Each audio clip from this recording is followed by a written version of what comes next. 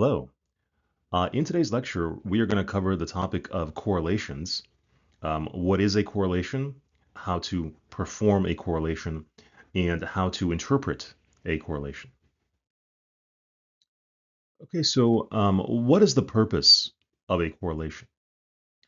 Well, so most of the tests that we cover in this course, the Z-test, the T-tests, the ANOVAs, they all focus on differences. So is there a difference between a sample and a population? Is there a difference between two samples? Is there a difference between three or more samples? By contrast, correlation is not focused on differences between groups or samples, but rather relationships between variables. So I have two variables. Are those two variables related to each other? Okay, so here we have several examples of questions that would be addressed using a correlation analysis. So for example, does income increase with higher levels of education? Does job satisfaction improve with years of experience?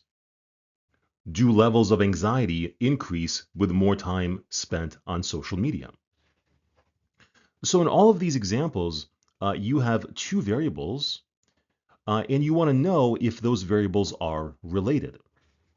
So is it the case that a change in one variable is associated with a predictable systematic change in the other variable?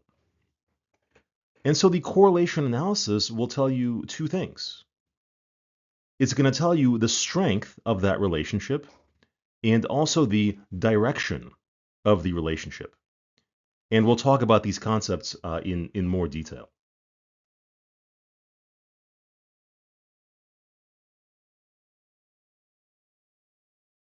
Okay, so scatter plots. A scatter plot is useful for visualizing the relationship between your variables. So you have your two variables, the x and the y variable, and the x variable is going to be on the x-axis and y on the y-axis. And so each data point in a scatter plot represents one individual plotted according to their values on the x and the y variable. Okay, so let's consider this example. An educational psychologist wants to know whether there's a relationship between the number of practice quizzes completed and exam performance. And let's say this is our data set. So we have 5 people, and for each person, we collect two pieces of information. One is the number of quizzes they completed, and 2 is their exam score. So to turn this into a scatter plot, for each person, simply find their x value. So person 1 completed 4 quizzes, and their y value, person 1 got a 76, and so this data point is person 1. Do the same thing for the rest of the people in the sample, and that is your scatter plot. So does it matter which variable goes on the x-axis and which goes on the y-axis? Well, sort of.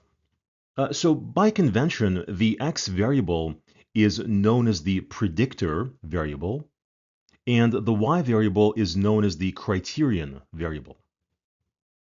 And so the idea is we're using the predictor variable x to predict the values of the criterion variable y. So in this situation, it's pretty clear that quizzes should be on the x-axis and exam scores on the y.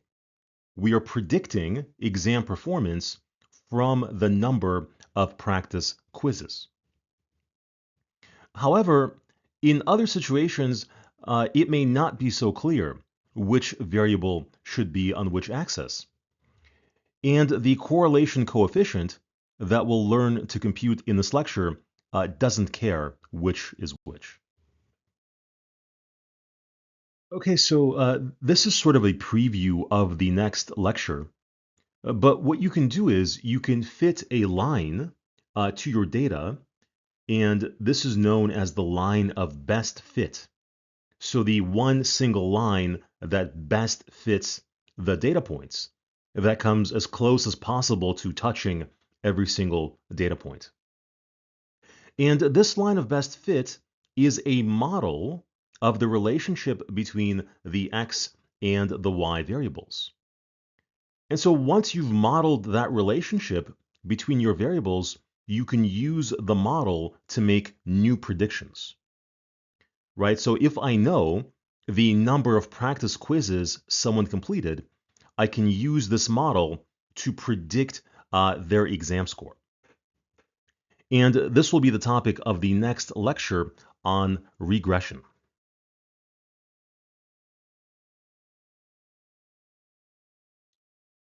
Okay, so in this lecture, we are going to learn how to compute the correlation coefficient.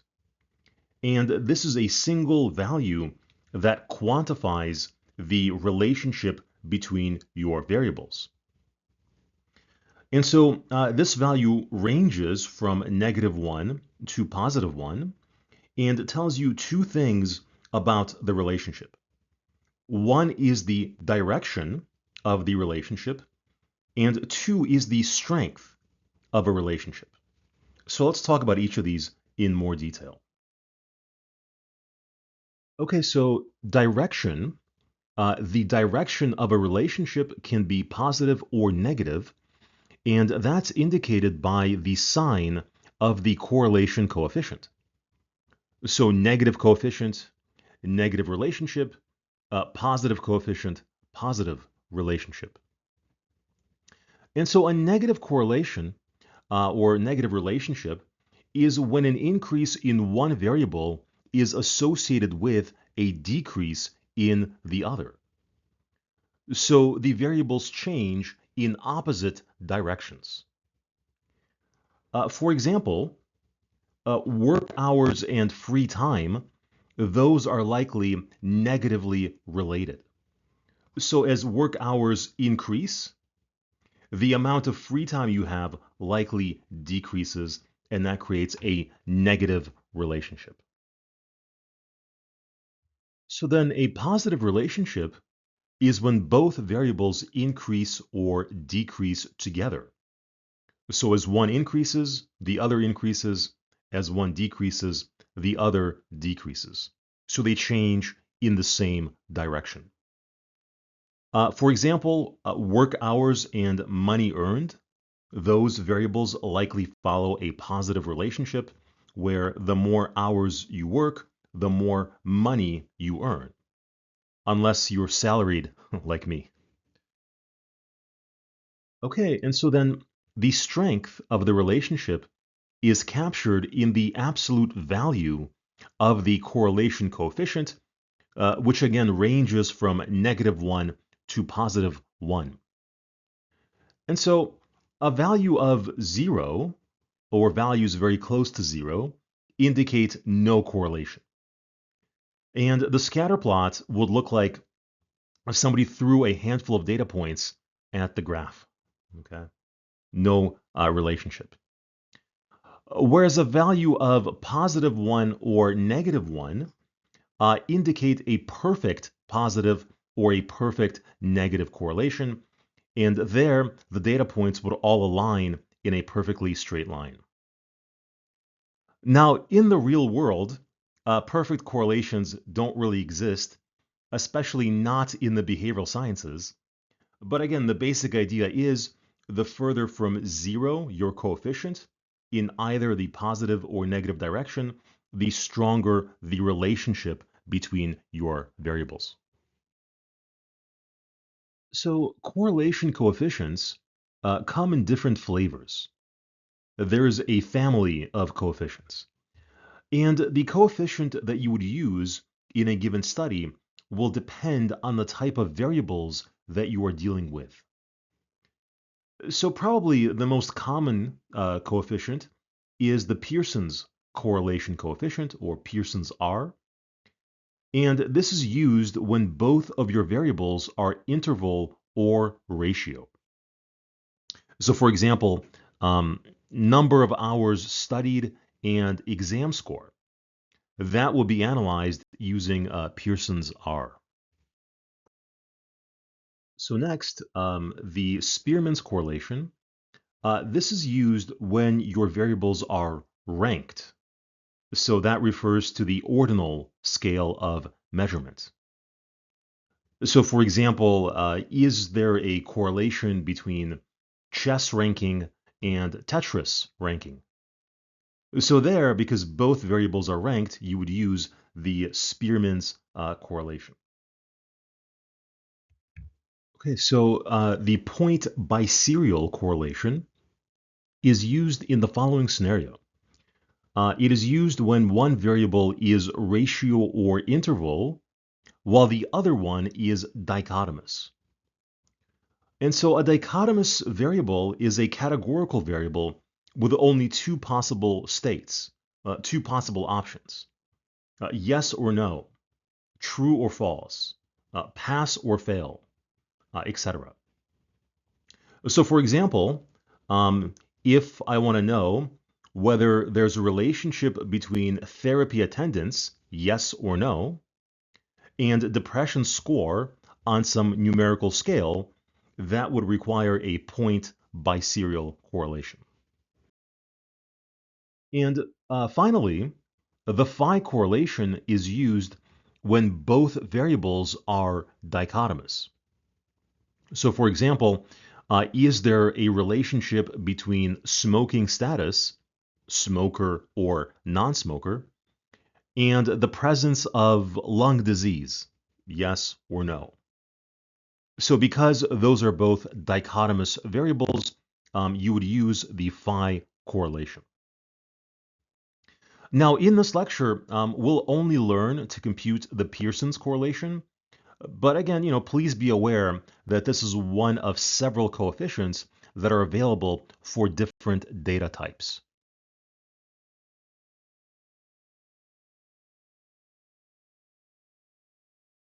Okay, so hypothesis testing, we're going to be using the same steps we've been using throughout the course, with of course some variations. So the critical values in step 2 will come from a different table. And of course, we'll be using a new formula in step 3 for computing the correlation coefficient. Okay, so step 1, the hypotheses. So we have a new symbol, that's rho, and rho is the population correlation. So the null would be that there's no significant relationship between x and y, whatever those variables are. In symbols, rho, the population correlation, is equal to 0, meaning there's no relationship. The alternative is that there is a significant relationship between your variables x and y. Rho is not equal to 0. Okay, so step 2, the critical value, those will come from the correlation coefficient table, which contains critical values for a correlation analysis. So the columns are called p values, and p just means alpha. So if your alpha is 0.05, this is the column you would use. And the rows, as before, are degrees of freedom. In this case, degrees of freedom is n minus 2, where n is the number of pairs of observations. So the number of rows in your data set. And this will always be a two-tailed test, so don't worry about one tail versus two-tail. Okay, so step 3, the test statistic. And here we have two formulas for the R value, the Pearson's R, that will both give you the same results. We're going to use the first one in this lecture. And so in the numerator, you have the covariance of x and y. So what is covariance? Covariance tells you whether your two variables increase or decrease together. So for example, if an increase in one variable tends to be accompanied by an increase in the other variable, then you would have a positive covariance. Conversely, if an increase in one variable tends to be accompanied by a decrease in the other variable, then you will have a negative covariance. Now you may ask, well, why isn't that enough? Why can't we just stop there? Because it sounds like that's what the correlation is all about, right? Do the variables increase or decrease together? And we have a value, right, that quantifies that relationship. Well, the problem is that the covariance, the value itself, is difficult to interpret. And it's difficult to interpret because it depends on the units of your variables. It depends on the variables that are being analyzed. So in other words, you can have the same numerical value in different studies that in one study indicates a strong relationship and in another study indicates a weak relationship, right? So the value by itself, again, doesn't tell you that much. So what we do is we divide the covariance by the product of the standard deviations of the x and the y variable. And this standardizes our measure between -1 and +1. And that's the Pearson correlation coefficient, Pearson's R.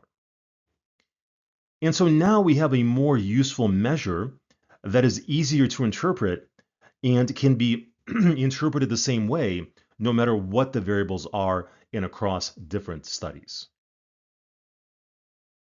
Okay, and so for the covariance, we have two formulas on offer. The computational, which is easier to use, and we're going to use that in our example that we'll do shortly, and the conceptual, which is easier to understand. And so it is useful to look at the conceptual formula because it gives you more insight into the logic of the analysis. And so here we have x bar, the mean of the x values, y bar, the mean of the y values. And what we're doing is we're taking each x value, subtracting the mean, so getting the deviation of x from the mean of x, and the deviation of each y value from the mean of y. And then we are multiplying those deviations, and then taking the average of those products. And that's the covariance between x and y. Right, and so if you have a situation where both the x and the y values are above the mean or below the mean, both having a positive or a negative deviation, then the product will always be positive, right? Conversely, if you have a situation where one is above the mean and one is below, a positive deviation and a negative deviation, the product will be negative. And if there's no pattern, no consistent pattern, then the positives and the negatives will basically cancel out, and you'll have a covariance close to zero. Now the computational formula, so again, this is easier to use, and you're going to take the sum of the products between x and y. So each value of x multiplied by the corresponding value of y and sum those together, minus the sum of x times the sum of y divided by sample size n over n minus 1. Okay, and so then steps 4 and 5. So step 4, evaluate the null, compare the obtained R value from step 3 to the critical values from step 2.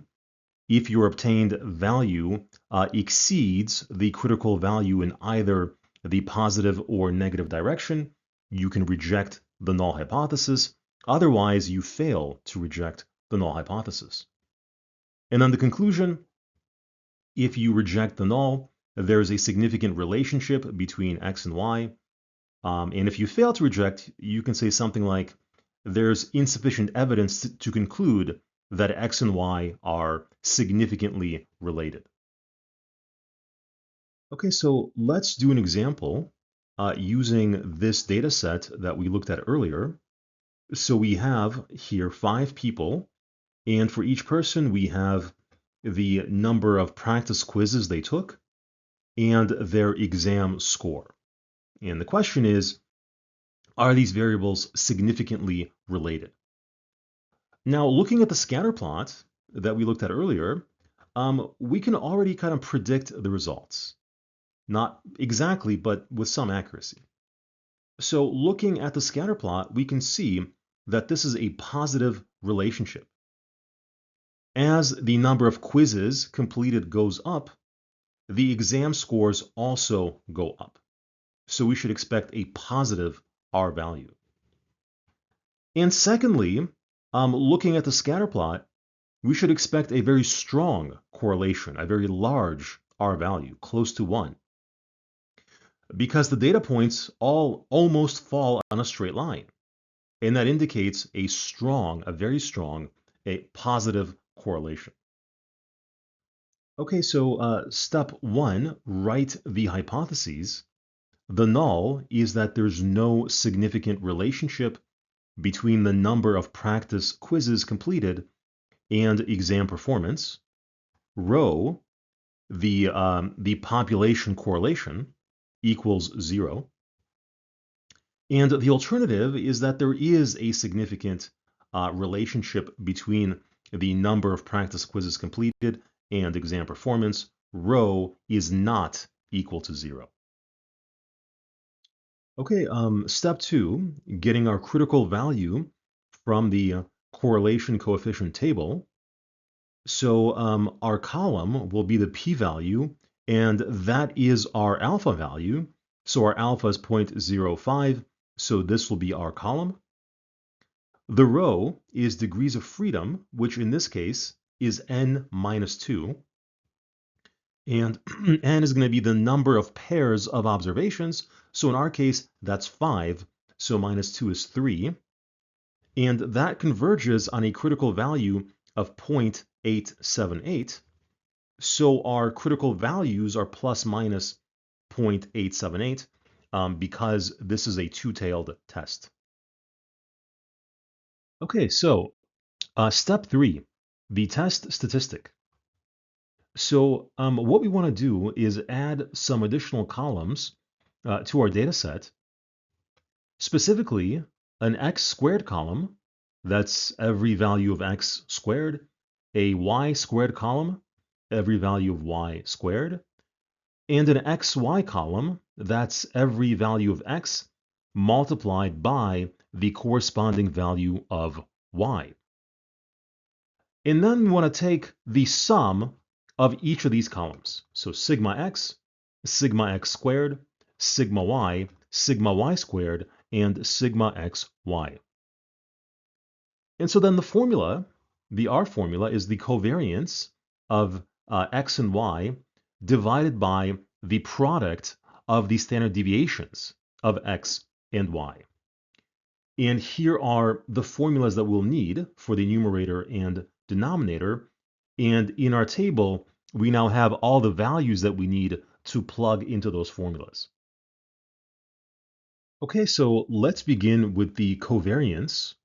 And here is the formula, sigma xy minus sigma x times sigma y over n minus 1. We have all these values in our table. Plug them in, plug and chug, and the answer you should get is 26. That's the covariance of x and y. Next, let's do the standard deviation of x and standard deviation of y. Here are the formulas. We've done this before. Here are the formulas in action. And so we get 3.16 as the standard deviation of x and 8.35 as the standard deviation of y. So now our R formula, covariance of xy, 26, over 3.16 times 8.35 gives us 0.99 as the obtained R value. And we predicted based on the scatter plot that we should get a large positive correlation, and boy did we, right? 0.99 is almost as large as a correlation as you can possibly get. Okay, so step 4, evaluate the null. So comparing our obtained R value of 0.99 to the critical value of plus minus 0.878, we clearly exceed the critical value, and therefore we can reject the null hypothesis. And having rejected the null, we can conclude that there is a significant relationship between the number of practice quizzes completed and exam performance. By the way, you will almost never see correlations this large in the real world, especially in the behavioral sciences. This is a made-up data set for practice purposes only.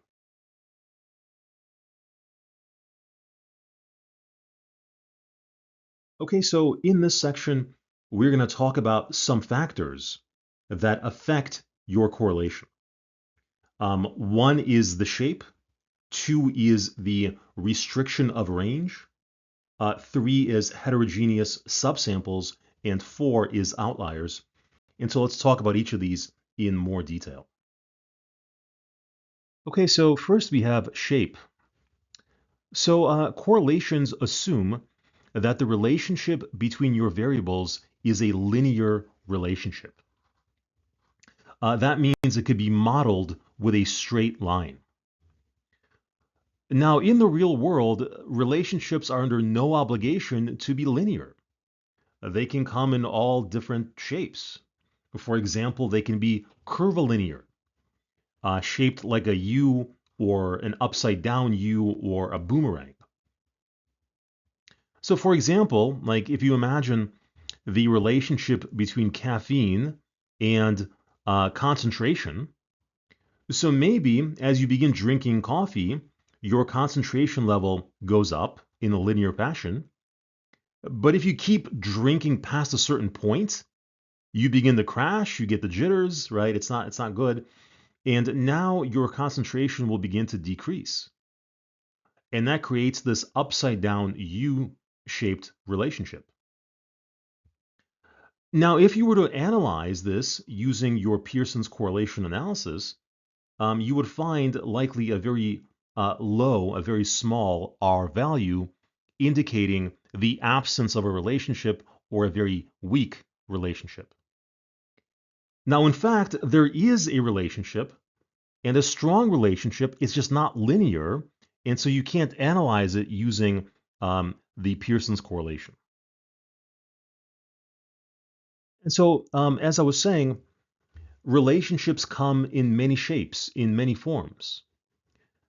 And so for this reason, it's important to visualize your data, to create a scatter plot of your data, because your eyes might notice patterns that your analysis might miss. And seeing those patterns can inform which analysis is most appropriate for your data set.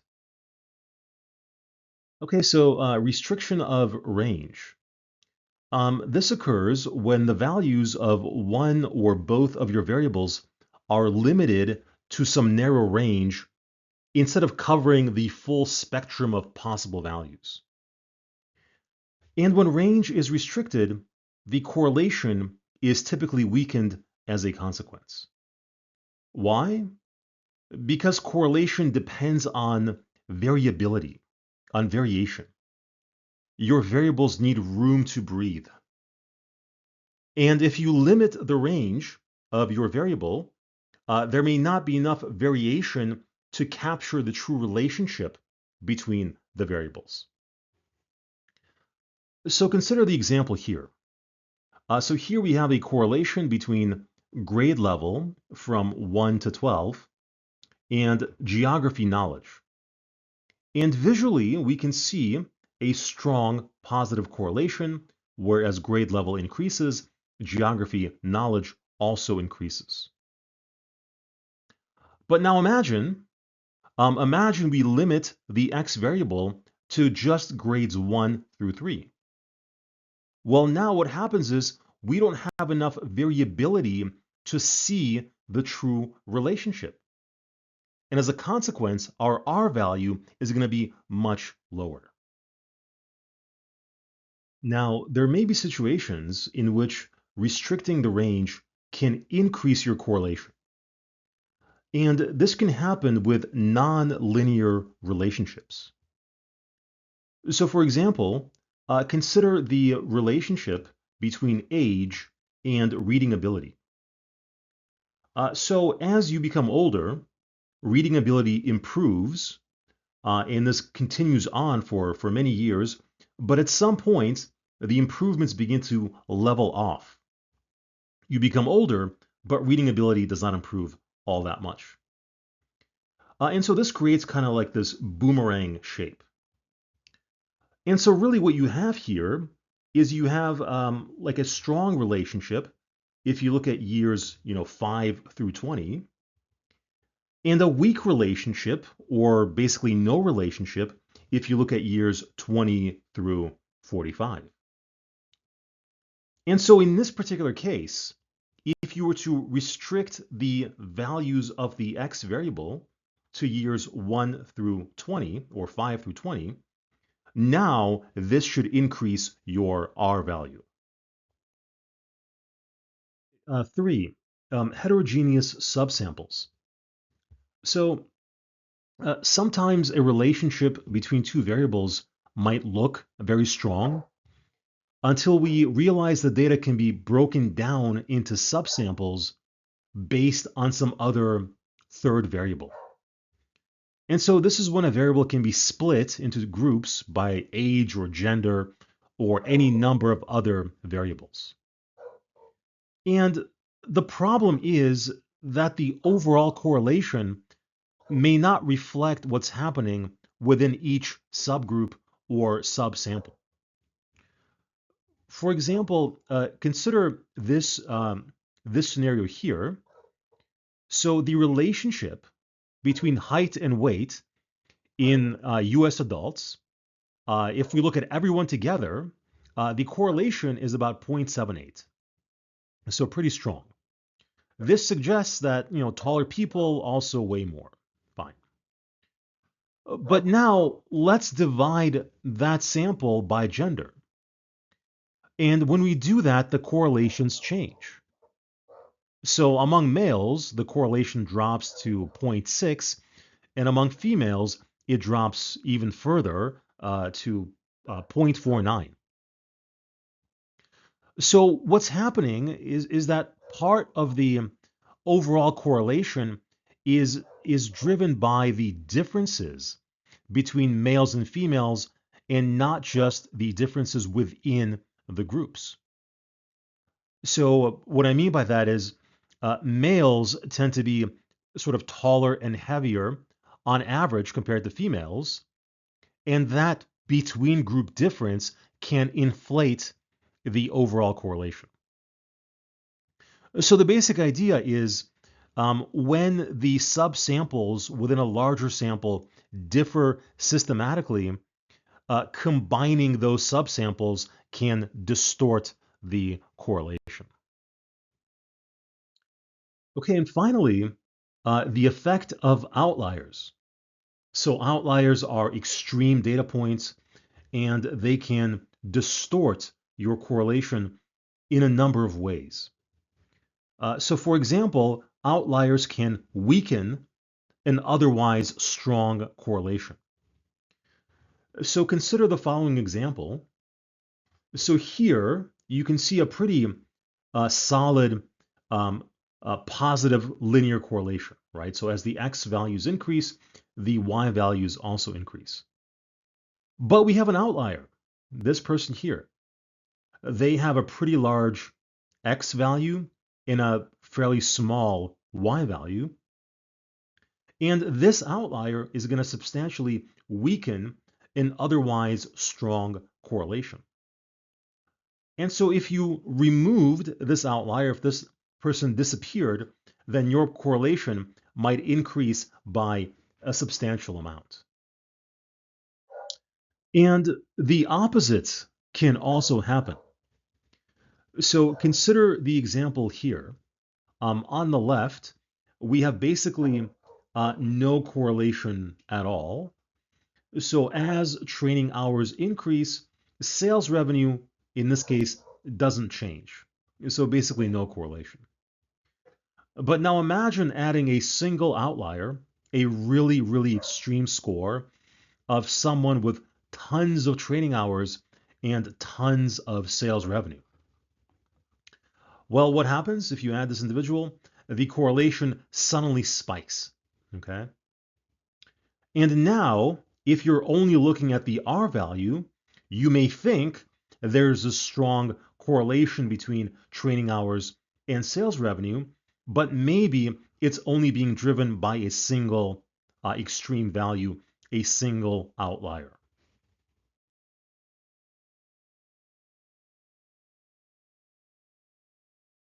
Okay, so correlation and causation. It's important to remember that when discussing correlations, we are talking about relationships, not causality. And just because two variables are related, just because your correlation was significant, it does not mean that changes in one variable are causing the changes in the other. That could be the case, but causality is something that correlation alone cannot establish. So then, when you have a correlation, a large correlation, there could be a causal relationship between those variables. For example, studying and exam scores. It is likely the case that more studying does increase exam scores. But in reality, most of the time, what you will have is partial causality. And this is when one variable contributes to changes in another, but does not fully determine it. So, for example, maybe wealth increases happiness, but only in the presence of other variables, like good family relationships, a healthy friend circle, etc. And there's also the issue of reverse causality. And this is when the direction of causality is misinterpreted. So, for example, maybe it looks like social media use causes loneliness, but maybe in reality, loneliness causes people to use social media. So, again, the direction of the causality is not always clear. And finally, you have the third variable problem. And this occurs when you have a separate, unmeasured variable that causes changes in both variables, creating a correlation that is not causal. So, for example, ice cream sales and murder rates are positively correlated. As ice cream sales go up, murder rates also go up. So, what's going on? Well, one possibility is that maybe ice cream contains some chemical that turns people into violent maniacs, right? Or maybe there's another explanation. And in this case, we have a third variable that is temperature. So as temperature goes up, ice cream sales go up. People buy more ice cream in the summer. And temperature is also linked indirectly to murder rates because, when it's nice out, people are going out more often, they are interacting more often, and that will invariably increase the murder rate.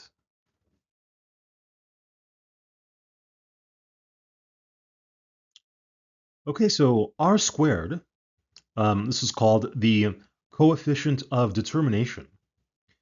And this is a measure of effect size that describes how much of the variability in one variable can be explained by the other variable.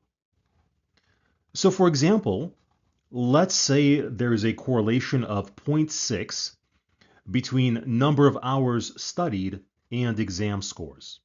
That's a hefty positive correlation. 0.6 squared is 0.36. That's the R squared value. And this means that 36% of the variability in exam scores can be explained by the number of hours studied. And so that leaves 64% of the variability that's due to other factors, other variables, motivation levels, test anxiety, sleep, etc. Because humans are complicated creatures, and for any given human behavior or outcome, there's going to be a confluence of forces, a confluence of variables that interact and conspire to shape that behavior.